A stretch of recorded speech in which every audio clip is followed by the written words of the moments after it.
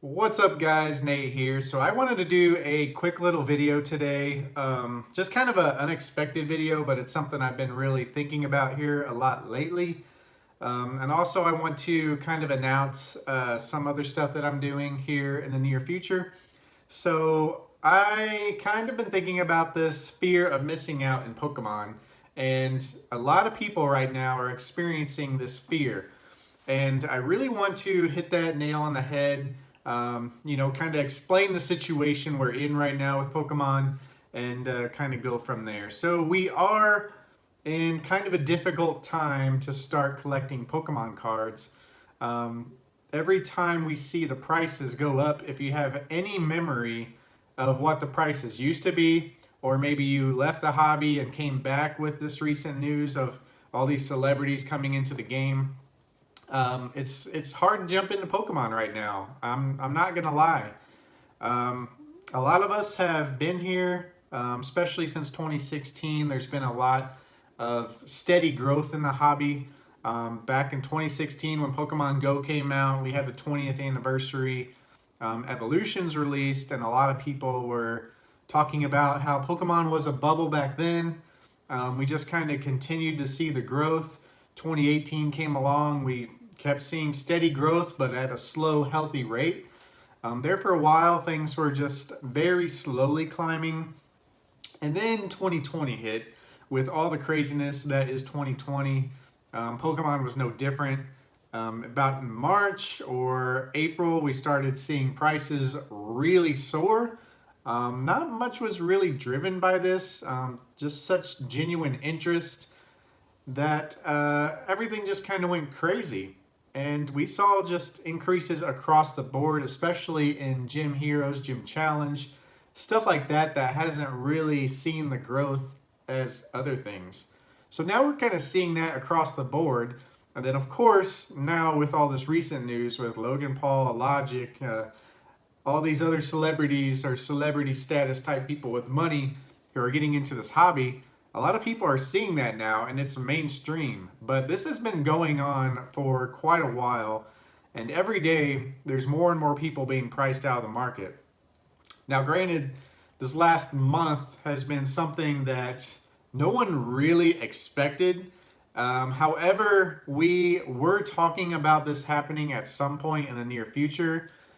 Every once in a while, you see someone big kind of trickle into the hobby, but not really go on a deep dive. So this has been talked about for years now. We knew it was coming, but for the scale and the drive that Pokemon has had with that, it's kind of even left some of us, shock and awe. It's just at one end amazing to see the hobby at this level once again. It's always been at this level, but it just seems like it keeps topping itself. And yeah, it's just really amazing to see. Now, with this, there is a huge fear of missing out. I've talked to multiple friends of mine who are, Pokemon fans, but have never really collected cards. They've known I collected cards, and now they're wanting in.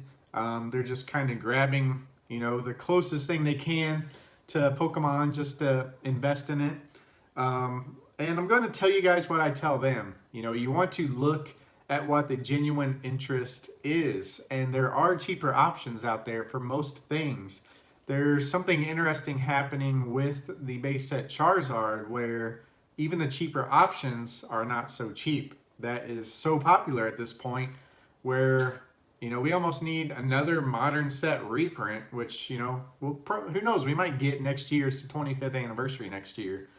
But we almost need something like that to really take off and grab something. So you have the base set Charizard, right? And there's many forms of the base set Charizard. You have the first edition, which that's pretty crazy right now. A lot of people have been priced out of that for a while. You could buy them around 1K for a long time. I mean, years probably, depending on condition. But now all of a sudden, we're priced out. You got multiple thousands just to get a copy, and across the board, you have seen growth.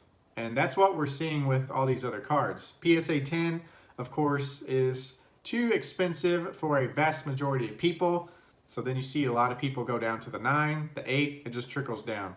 With base set Charizard, we've seen base set 2, we've seen evolutions, and a lot of other stuff also. And I want to bring up the fact about the unlimited base set Charizard in particular because we have seen so many versions. For the longest time, base set 2 was kind of considered the not so loved copy, but even those now are kind of going up in price, and now we're even seeing the evolutions, especially for a PSA 10, be kind of outrageous. Granted, that is a very specific card to grade. Being a 10, there's just not that many out there based on how many's been graded, so keep that in mind. And so yeah, once again, I'm going to tell you guys what I've been kind of telling everyone. If you're not totally comfortable in the market and you have this feeling of just wanting to jump in fear of missing out, you might want to just kind of step back and take your time and learn more about the market. A lot of the people who I've seen do this are just kind of jumping in. They're not even putting the time to really investigate or do their research on what sets or what they offer to people. I have one friend who just kind of asking around, you know, what's the best stuff to jump into, but have other people online who are, you know, just straight up asking me, tell me what to buy. And I'm never one to do that, but I feel like Evolutions had a nice solid week there where a lot of people were still underappreciating it. Of course, it was the set that everyone kind of came back to in 2016. And it, of course, had that unlimited style artwork. But yeah, now, I mean, we're seeing those increase at a crazy rate. It's almost $500 a booster box now. So we're just across the board seeing a lot of stuff go up. And for the long run of the hobby, if you're just jumping into this stuff because you're wanting to just make money, that's not genuine interest that has really driven our community for the longest time. So keep that in mind, guys. Are you buying this stuff for the right reasons? Do you have genuine interest? Are you trying to make money? This has been the writing on the walls for a long time. We've known this day was coming. We knew this was going to happen. So being a partner or like jumping in at this stage in the game, are you really going to be able to accomplish those goals? Yeah, there's still a lot of money to be made, but you don't really want to come into a hobby with that expectation. You want to have that genuine love for the hobby where even if these cards weren't worth anything, are you at least happy with what you got? Are you happy collecting those cards and having those cards for what they are? Just a piece of cardboard. So that's what really needs to drive the hobby, guys. You need to have the love for the hobby. And of course, some people want to genuinely invest because they love this hobby and their eyes were just open to how cool it was. That's great.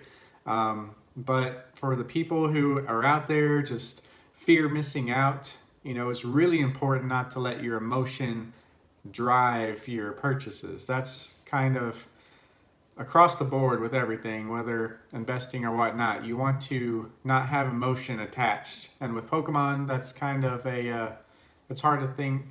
We're finding it to be a hard thing to do, basically, especially for these guys just coming in, just overwhelmed with all this information. Even, you know, the season collector, there's stuff people don't really know about or just, you know, reminded about. There's just so much stuff to know about the hobby and so much stuff out there that you can buy. So just really educate yourself, take a step back, and I hope these videos like this will help you guys. I plan on really pumping out videos here in the next few weeks because given our current situation. So if you guys enjoy this, be sure to subscribe, and we'll see you in the next one. Peace.